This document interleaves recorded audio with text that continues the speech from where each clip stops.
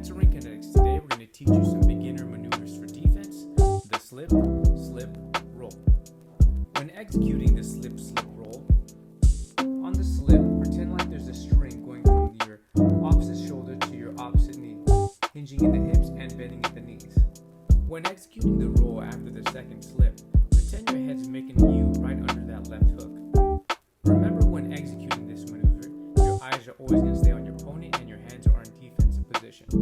And that's how you perform the slip, slip, roll. Don't forget to like and follow for more.